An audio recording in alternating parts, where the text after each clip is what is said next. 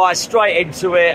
West Ham won, Bayer Leverkusen won. Before I let the boys have their say, I'll have my little say, but I'll do a more in-depth thing tomorrow. We'll let the fellas have a chat. Excuse the audio. We haven't mic'd up and all the rest of it because you can probably see there the fans are pouring out at the moment. But we do it quick, get it uploaded quick. For me, game of two halves. Massive game of two halves. Got to say, the first half, I thought West Ham was scintillating. I thought we went for it.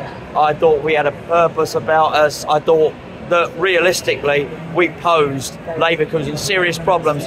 The sort of problems an undefeated team have probably not faced too many times this season. But don't let anybody tell you different. That was a game of two halves. West Ham's intent and performance in the first half was very, very different from our intent and our performance in the second half. And what I don't want to do is mix up the two parts. It was a game of two halves. The first half we won 1-0 and deservedly so. The second half by Leverkusen won 1-0 and deservedly so. And you know what? I sort of don't mind. There was no glory to be had in losing, but taking their unbeaten streak away from us. Because make no mistake about it, there was opportunity today to beat them. You know, there's no glory to be had for me today. I'm so proud of the players. Very, very proud of the players. In the first half, I tell you what, they absolutely, I felt, deployed and initiated the instructions that they would have been given to the team because there was attacking intent. And if we had played like we did in the first half all season, I'll tell you now, we'd be in the Champions League places. We went for it. We utilised Antonio. We got the ball forward. It wasn't overly extravagant. It wasn't particularly beautiful, but there was purpose. Every pass was played with menace. Every pass was played with intent and with a purpose to hurt the opposition. That was in stark contrast to what we saw in the second half, which I felt was very, very limp indeed. We'll find out what the fellas thought about it. We'll start off with the old man. What do you think about that? Well, as you say, in the first half, they were totally rattled. They were making mistakes. And unfortunately, I never talk about referees, but the referee today totally lost control. And, you know, we didn't play the referee. They did. And they were very successful at it. Yeah. Thought we were excellent in the first half. I think what seemed to happen to me in the second half was they brought on Boniface and Moyes asked Alvarez to go back a bit deeper. I thought in the first half Alvarez was playing almost the number 10 and he was initiating lots of things and all of our passes were forwards. We started going sideways and whatever, and you know, we handed the initiative back to them, and it was really sad. Again, the other thing was substitutions, as per usual, were absolutely shocking and far too late. Far too late with the substitutions, says the old man. Tony's here. Tony, what do you take? What's your take on that? You're gutted, obviously. Yeah, I'm gutted, mate. What you said about the first half and the difference between the two halves, pretty much agree with you. Well, obviously, we've not discussed that. What? We've not discussed that before us doing this video. We've not talked since half time. No. What I'm saying is, I've just, since what you just said on your part of the video, what I mean is, we were immense first half.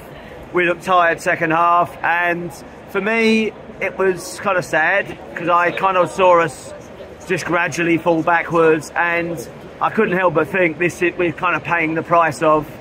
I know you've done videos about the lack of investment in January, but in that last 15 minutes we needed an injection of something, and there was nothing in the tank. There was nothing left. So I think that basically that really hurt us. The ref hurt us, as Dano said, and he made a really good point actually. Well, that's a first. No, no. What I mean is that when he said they played the ref, he's right, and I thought we'd learned to be streetwise over the last 3 seasons, and I think Dan is right. I don't think we played the ref. We were at home, we had the fans behind us, and yet I don't know. Maybe they played the ref better than we did, or maybe the ref was just bad. I don't know. But yeah, immensely proud of the players. I came over tonight really with almost no hope at all. I came over here with a rucksack full of gallows humour and pretty much just came for the occasion because I thought, you know, maybe we won't come back here for a while, you know, in the European quarter-final. Could be some time. But of course, they always give you hope, don't they? We got the early goal, we got into the game, and and we were well worth the 1-0 at half time. But we just couldn't keep it going. I don't think it's anything they did to get back into the game. I think it was us. Number one, absolutely being knackered, not having enough substitutes to pick up to carry on with the energy. And I'm no master of tactics.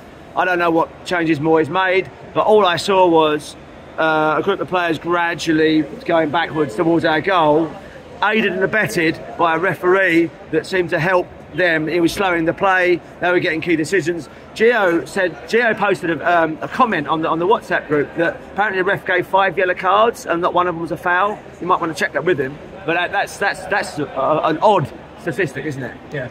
It is an odd statistic, and actually I thought the referee was really bad, and I think they were both right. I think they played him far better than we did, but there was a really poignant moment where Antonio was fouled and he was left sort of strewn on the floor, and I think it might have been at the point, no, because he actually was booked in the first half, wasn't he? But I felt he was close to a booking. This was in the second half, and it was bad. It was a bad judgment call. He'd definitely been bullied. He'd definitely been roughed up, and I am the biggest critic of Antonio when he throws himself to the floor. I don't like to see it. But this wasn't one of those occasions. He was definitely fouled, no doubt about it. But the lack of West Ham players challenging the referee at that point, there was no captain, there was nobody there. The referee had nobody around him, not one. So Antonio was sort of thumping the floor in frustration, but not one. I really felt a lack of leadership, a real lack of leadership. Now, don't get me wrong, the bench was screaming from the touchline, but they're so far away. Everyone's far away. The referee wasn't intimidated. The referee could be as bad as he dared to be. Can I make one point? In the first half, a ball when we were really all over them and we had that momentum, Soufal, the ball went out of play, and the ball rolled past one of the guys in their high vis, sat with his back to the pitch. Yeah. And Soufal was like, "Give me the ball, give me the ball." And there's no one to give him the ball. And like, I've seen other stadiums around Europe where they've got those little cones with the footballs around them, and it's all around the stadium. So as soon as the ball goes out, it's like 3 seconds later, there's the ball. Right? It took us about 10 seconds to, and then there's one guy went, "Oh, there's the ball."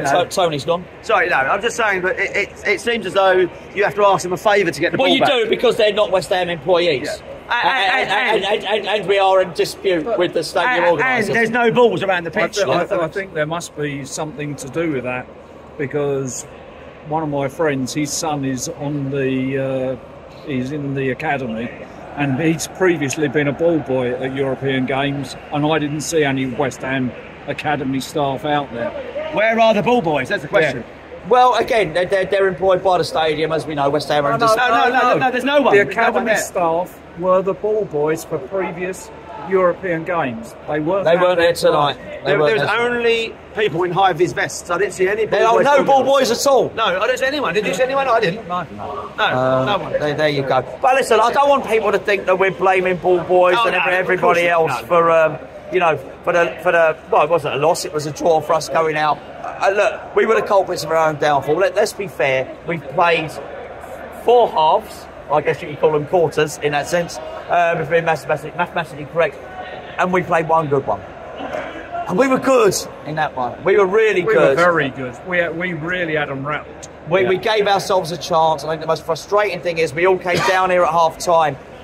We were buzzing, weren't we? We really were. We with real promise and real intent, thinking we were going to get back out there and see the same in the second half. The biggest frustration for me is that we didn't. And whilst there will be people, and these boys as well said we were tired, we were tired. And I think we were after about 70 minutes. What I won't accept is that we were tired after 46, 47, 48, 49, 50 minutes. No. But even though we weren't tired then, we still sat back. Our attitude changed. I think you're right. I think what happened was Alonso brought on Boniface. And I think what happened was Moyes dropped. You're absolutely right. Alvarez further back.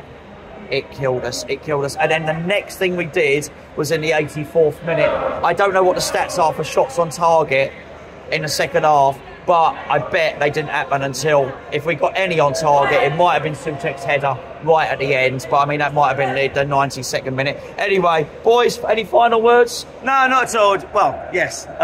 Just proud of the first half. I was over in Germany last week. It was awful.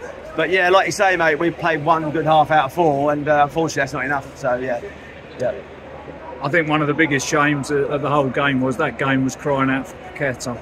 And, I think if Paqueta had been playing today, Bowen was only half fit. He wasn't his normal self, but if Paqueta had been there, I think it would have been a very different result.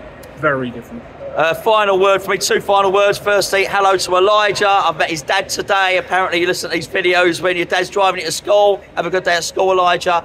The second thing I'd like to say is not at any moment in that second half did we put Mohamed Kudus, who wasn't tired, in a hurtful position that could damage the opposition. We asked Mohamed Kudus to defend for the majority of that second half, and I think that's pretty much unforgivable. Right, I've got to go now. The stadium staff are asking us to leave, very politely, may I say. We're going to go now. Thank you very much. I'll catch up with you soon.